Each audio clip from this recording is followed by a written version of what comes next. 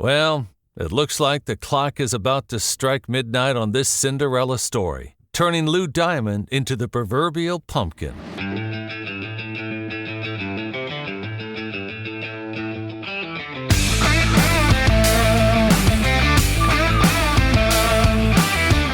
It's time to take an inside look at those that are taking their lives, their businesses, and their passions to the next level. Get ready to thrive loud with Lou Diamond. Welcome, everyone, to another episode of Thrive Loud with Lou Diamond, connecting into the most inspiring and amazing people that are thriving each and every day. I'm your host, Lou Diamond. Today on Thrive Loud, we have the CEO of Uvaro, a tech sales career accelerator, and of Kiite, spelt in a way that we will discuss on this call, a sales enablement platform purpose built to provide sales teams with the information they need when they need it. Thrive Loud listeners, a guy that loves to do what he really wants to do. Joseph Fung. Joseph, how are you today? I'm great, Lou. How are you doing? Oh, I'm killing it. It's Monday. We're in Thrive Loud mode here. We're like in this afternoon of capturing some of these incredible folks who you've got the ultimate how you help people. You're working in tech sales. You're helping tech sales career accelerator, which means that you're working with companies that are trying to launch in that space. I want the listeners to hear a little bit about this path that you got to. Joseph, rewind the clock here a little bit, not to the womb, but like to the point that it's all of a sudden kind of became like your gig. How did you fall into this line of work and create Uvaro? Sure. So, I mean, it's, I think, pretty straightforward line. I'm an engineer by training. I've run a few software companies. And if anybody listening in is an entrepreneur in any industry, you know, building a sales team is the worst part. And our most recent company, Kiite, was building sales technology, and we had great success. But in that, we realized it wasn't just us. And seriously, as a founder, that was so relieving. Great. It's not just my problem. It was everybody's problem.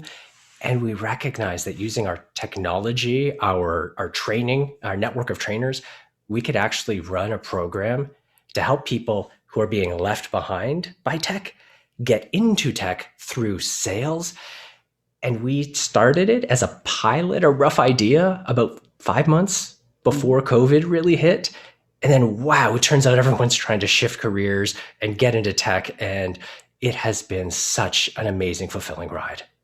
That's awesome. So let's talk about this. And we'll talk about the COVID effect in a minute.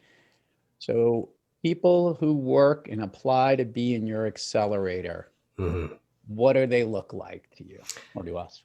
Yeah, well, I mean, 70% of them are currently unemployed.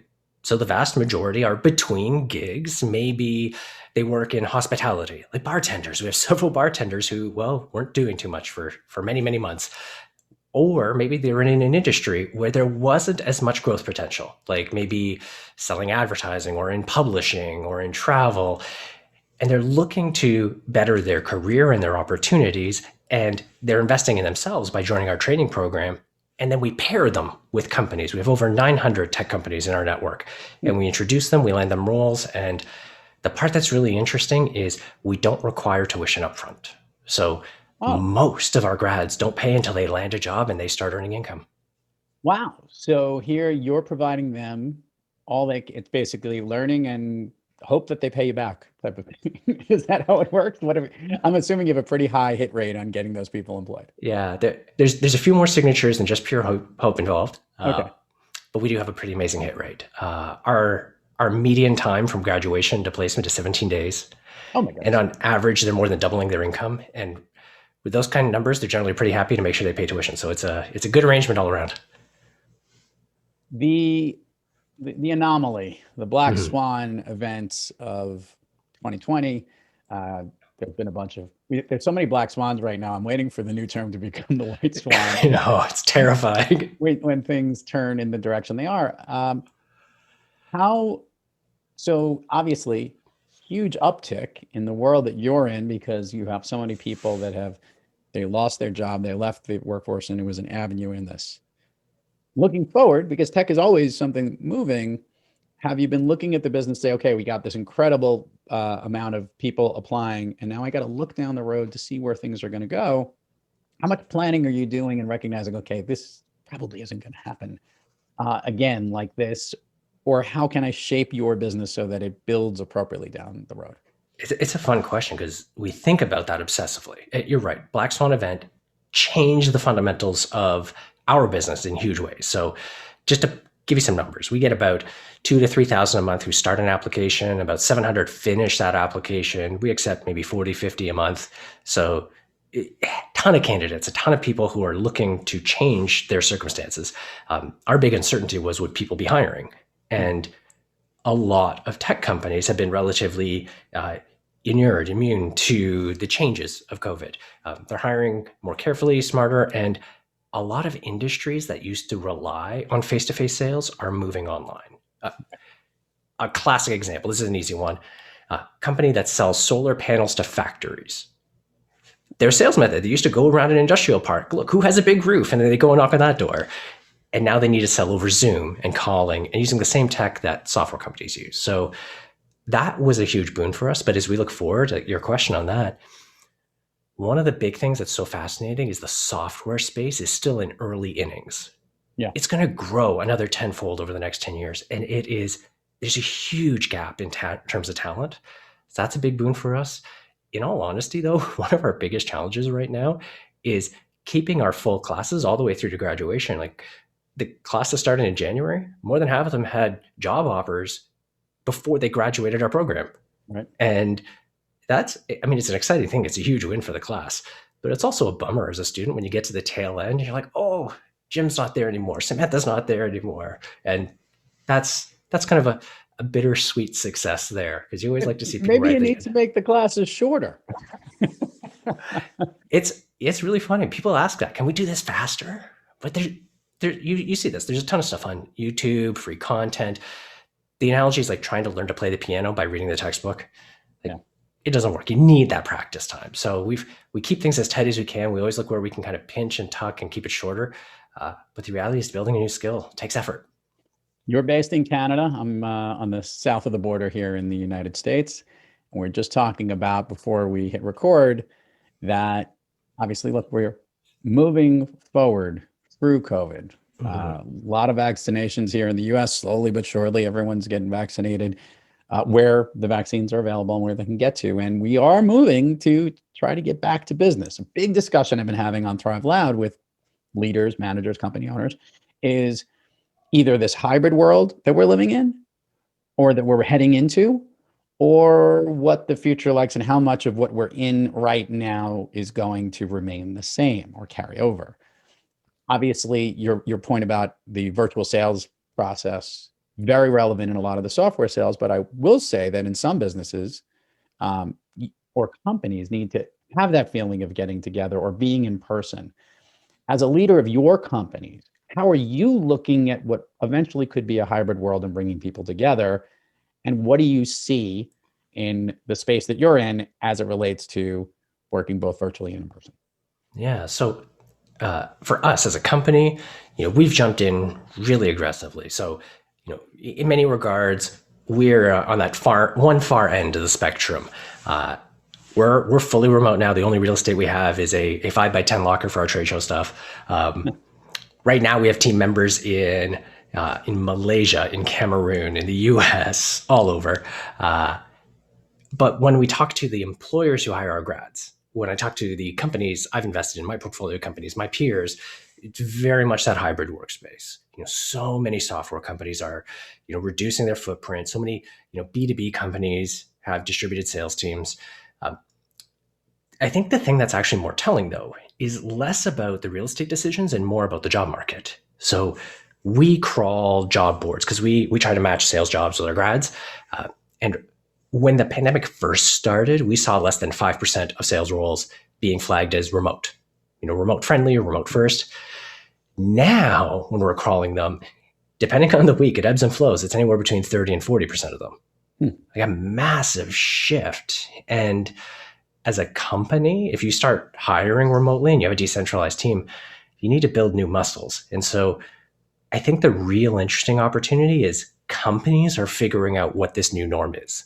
And if, as an employee, you can build those muscles really early on, you're going to be ahead of the curve for when the company does say, hey, this is actually the new norm. And so it's an interesting time of transition. And I think the power is in the hands of the employees right now. Let's ask about your power in your place. What do you want as a leader who deals with new tech? Do you want to have the ability to get everyone in a room and have a conversation and talk or see where things are going? Or are you happy with the virtual viral growth that your company can have, which doesn't have to be limited by the walls of working together as a team? It's really more about shifting kind of the costs and the pain. I actually don't think one is inherently better than the other. As a person, as an individual, I really miss getting everybody together. I cannot wait for these restrictions to ease and we can get everybody together on site, spend some social time, some brainstorming time. I really love that. That gives me a lot of energy. On the flip side, I also really like being able to afford my team the flexibility of saying, yeah, if you want to go visit your family and work in another country for a month or two, you will not be disadvantaged. Right. We know how to work with you perfectly. Or you find somebody who's a great one of our employees, he's on the West Coast. His partner just accepted a role that was going to move him across the continent. And in any other company, that'd be a conversation of, do I still have a job? Whereas for us, we're just like, that's amazing. That's exciting. Oh, that's stressful. How can we support you? Yeah. And as a leader, that feels really good. So it is. It's like, it's great both ways and it sucks both ways depending on, what the weather's like. We skipped over it a little bit. I want to hear more about Kiite. By the way, listeners need to know it's Kiite. When you built this as one of your companies, there is a difference between running that accelerator and running a tech and enablement platform. As someone that's run both of those, the things you like about dealing with a specific product and dealing with more of a program, if you would, what's the fun part in the seat that you sit in and put in having the jobs of heading these two? Sure. So Kiite is a software platform. One of the things I do like is it feels like home.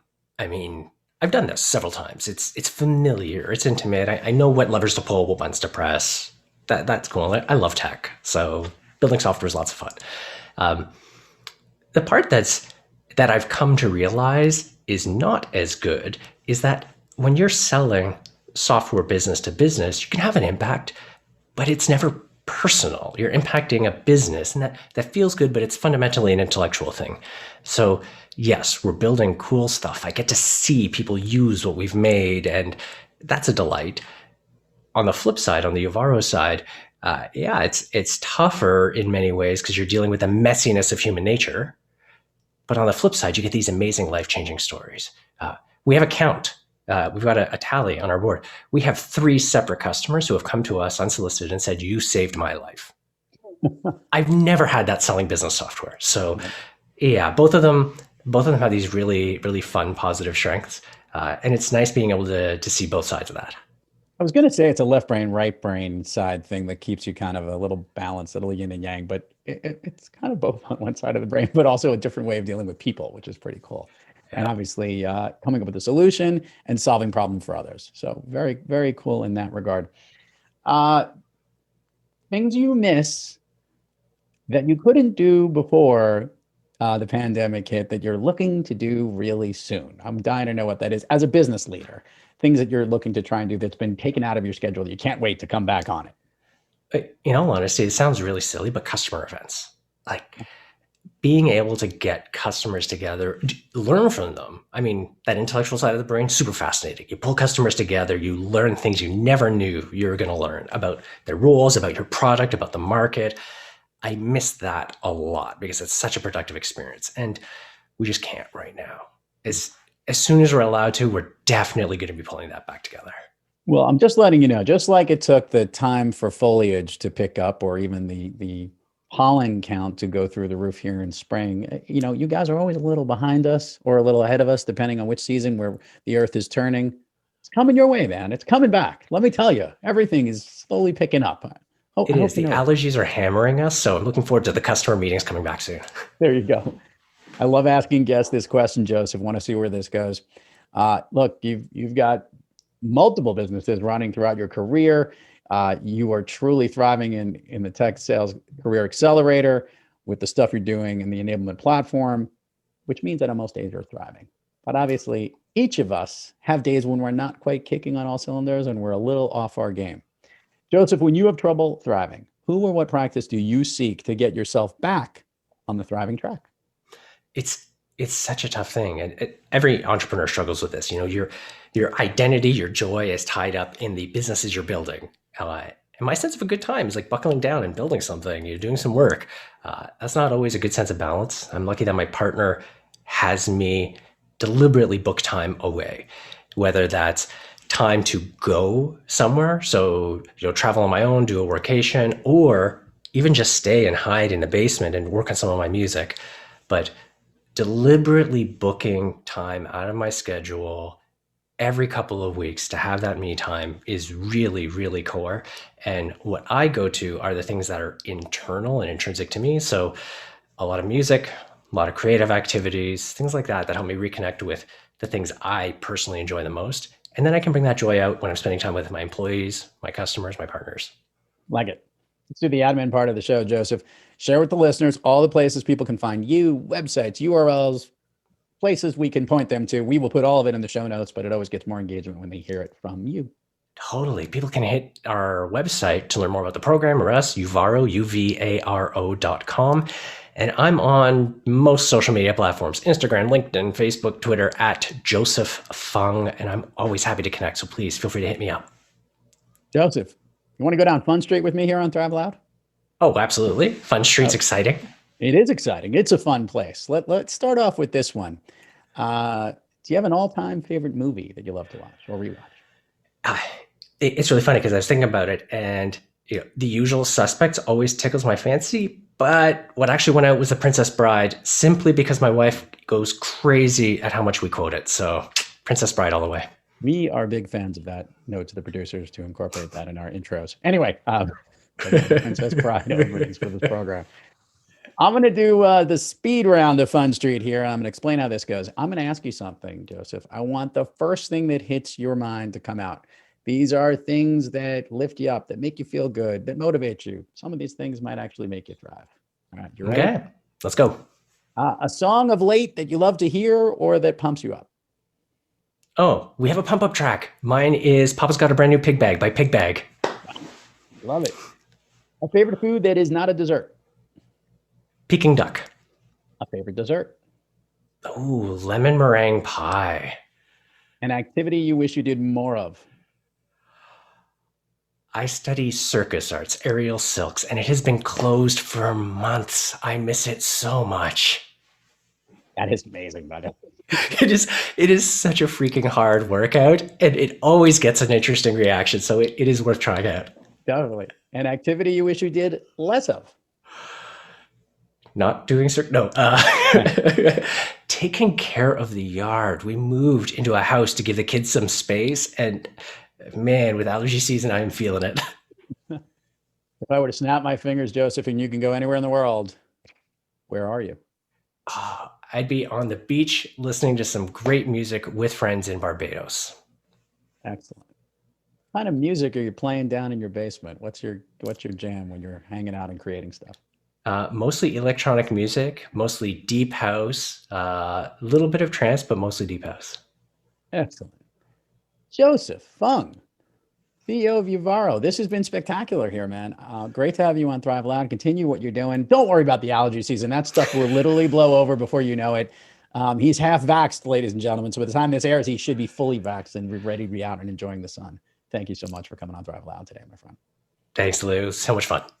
And to all our listeners out there, thank you for joining us. And until next time, keep thriving onward and upward. And remember, be brief, be bright, be gone.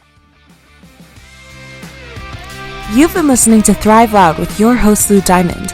Check us out on the web at thriveloud.com and follow us on Instagram, LinkedIn, Twitter, and Facebook at Thrive Loud.